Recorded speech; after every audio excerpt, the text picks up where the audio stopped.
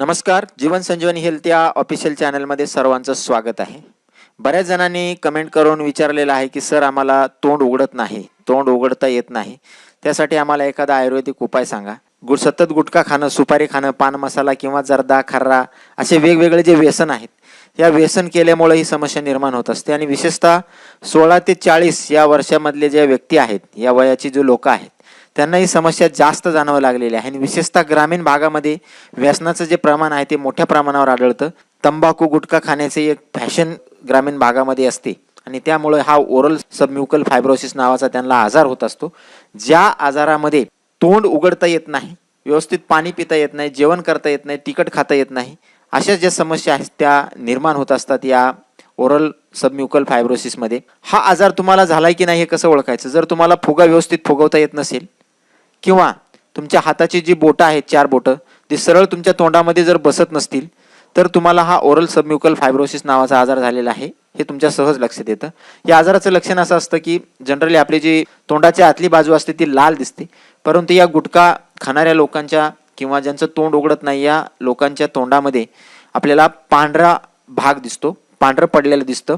त्यांना तोंडाची जी उघड झाप आहे ती व्यवस्थित करता येत नाही आणि अगदी तरुण वयामध्येच म्हाताऱ्या माणसासारखं त्यांचं तोंड मध्ये गेलेलं दिसतं, अशी समस्या निर्माण होत असते. तर यावर अतिशय सोपा आणि सर्वाला करता येईल असा उपयुक्त असा उपाय आज आपण पाहणार आहोत. अगदी 21 दिवसापर्यंत जर तुम्ही हा रेग्युलर 2 वेळेस सकाळी आणि संध्याकाळी उपाय केला तर तुमची तोंड न उघडण्याची जी समस्या आहे ती पूर्णपणे निघून जाते.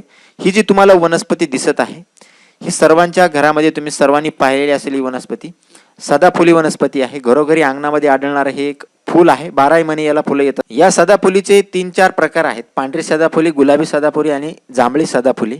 आता कुठलीही या सदाफुलीची पानं जरी तुम्ही यासाठी वापरलं तरी चालतात, परंतु जी पांढरी सदाफुली आहे ती आयुर्वेदिक दृष्टीनं खूप महत्वाची आहे. तर या पांढऱ्या सदाफुलीची पानं तुम्ही याच्यासाठी वापरायची आहेत. याची फुलं सुद्धा गुणकारी असतात, पण तुम्हाला याची पानं वापरायची आहेत. ही वनस्पती अनेक रोगावर चालते. मधुमेहावर चालते, उच्च रक्तदाबावर चालते, कर्करोगावर चालते. नवीन झालेल्या संशोधनानुसार याच्या पानापासून जे अल्कलाइड निघतात ते कर्करोगावर चालतात असं सुद्धा सिद्ध झालेलं आहे. विविध आजारावर हे गुणकारी जरी असलं तरी आजचा जो आपला विषय आहे, ज्यांना तोंड उघडण्याची समस्या आहे, तोंड पूर्णपणे उघडत नाही गुटखा, मावा, खर्रा आणि विविध प्रकारच्या तंबाखूचं व्यसन केल्यामुळे, त्यांच्यासाठी ही जी सदाफुलीची पानं आहेत ही एक वरदान आहे. काय करायचं आहे, या वनस्पतीचे 3 ते 4 पानं स्वच्छ धुवून घ्यायची आहेत. तोंडामध्येच बारीक चावून दोन्ही गालफुगीमध्ये 10 मिनिटं धरायचा आहे. त्याचा जो चोथा आहे, आता जो याचा रस आहे तो तुम्ही थुकूनही देऊ शकता आणि पोटात जरी गेला तरी त्याचा कुठलाही साईड इफेक्ट नाही. थोडंसं कडवट लागतं तर तुम्ही हे थुकून सुद्धा देऊ शकता. फक्त याचा जो चोथा आहे तो चोथा दोन्ही गालामध्ये, पूर्ण गालामध्ये धरायचा आहे. जिथं तुमच्या गालाचं फायबर नष्ट झालेलं आहे त्या ठिकाणी धरायचं आहे. तंबाखूचं व्यसन पूर्णपणे सोडून द्यायचं आहे हा उपाय चालू असताना. रोज सकाळी आणि संध्याकाळी असं 21 दिवस डेली करायचं आहे. हा चोथा तुम्ही थुकून दिल्यानंतर तुमचे जे 4 बोटं आहेत ते सरळ 4 बोटं तोंडामध्ये घालण्याचा प्रयत्न करायचा आहे.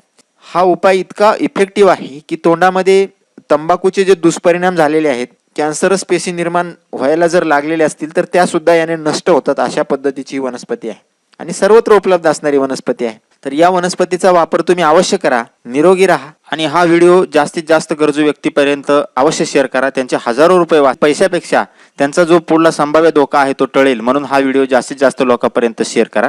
जीवन संजीवनी हेल्थ ऑफिशियल चॅनलला लाईक आणि सबस्क्राईब करा. नोटिफिकेशनसाठी बेल आयकॉनवर क्लिक करा. धन्यवाद.